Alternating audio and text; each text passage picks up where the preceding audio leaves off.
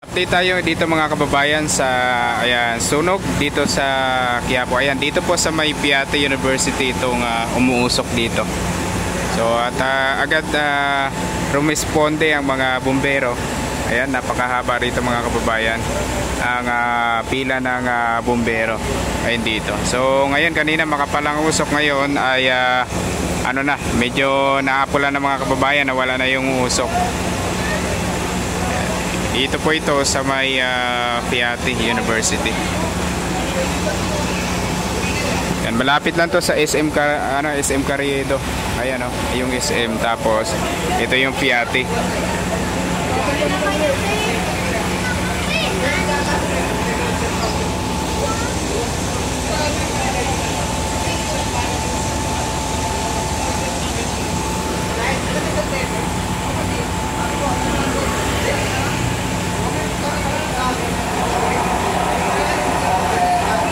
So agad na nawala yung usok. Mabilis yung responde kanina. Kita nyo naman gaano kahaba itong bukod dito sa yung pila na to. Ayan, meron pa dito sa dito sa kabilang side bombero. Ayan, kabila. So ganito kabilis ang responde ng mga bombero dito sa sunog dito sa Piate.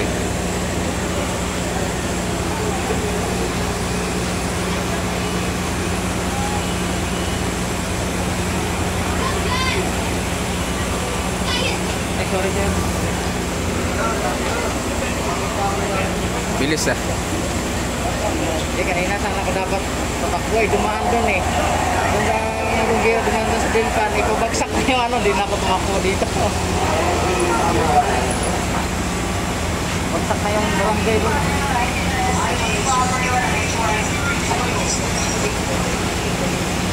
Nakutan nyo ba? Ayan, so ito yung pauwi na to, naubusan nata ng tubig.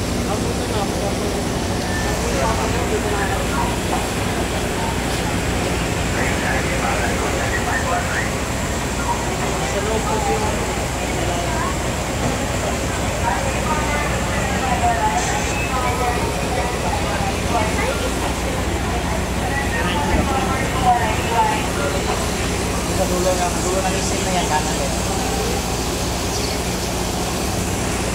Ang bilis ng responde ng mga bumbero.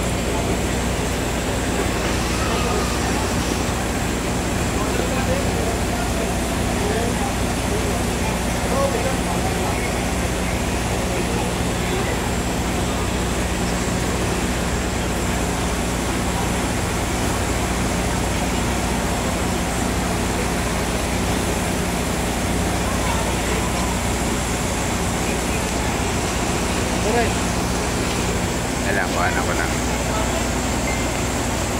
Nasira pa yung back mo. Ano ba? Bagsak na.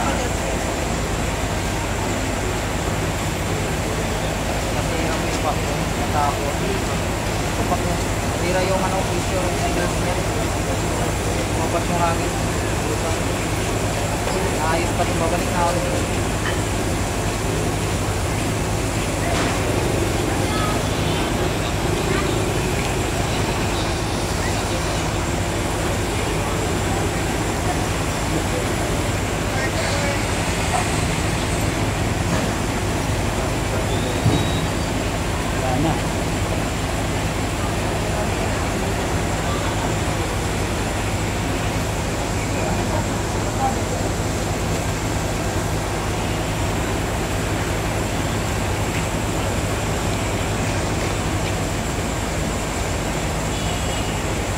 Gawin ko lang 8 minutes.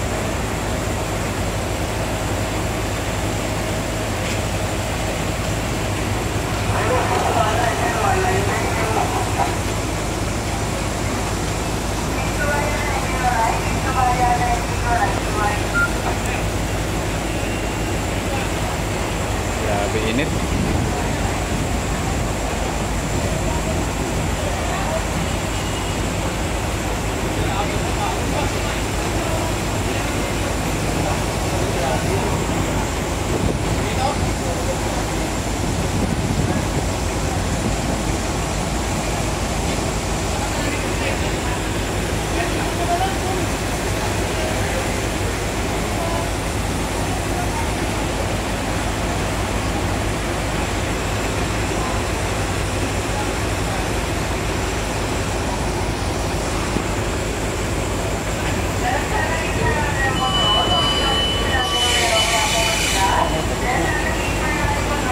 Uwian na, uwian na.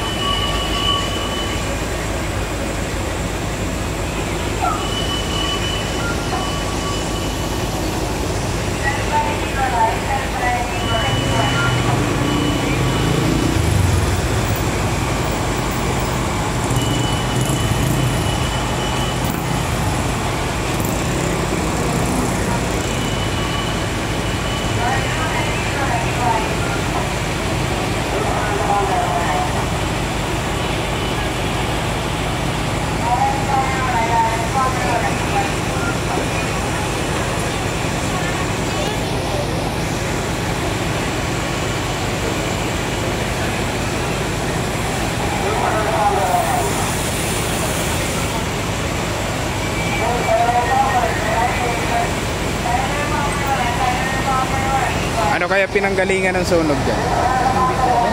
Parang sa dito sa Piate, diyan ang usok eh. Sa loob. Ah, sa loob. O baka mamaya sa baba lang. Ah, dyan mismo. Alam ko sa loob. Ah, sa loob mismo ng Piate. Hindi, yung iskinita na yun. Ay, may skinita sa ito to. Yun ang direksyon. Kasi yung usok niya doon sa taas eh. Pag ganun kanina. Baka meron din sa likod. Tama kami ano dun eh. Sa pag-is. Wala na siyang bakit kanina. Nakulang na yung umpisa. Hindi, kanina pa kami. Nakakuha na ako. Kinuhaan ko lang tong wala nang apoy. Wala nang usok.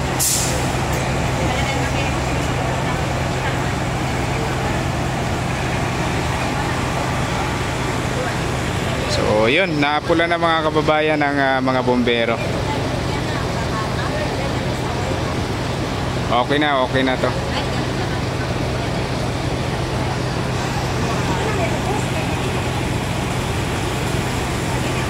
Swerte pala yung huling bumbero, no? Kasi sasalpak lang ng bus. Oo. Ayan, Yung susong pala yung nauna. awas-awas na ngayon tubig. Oh.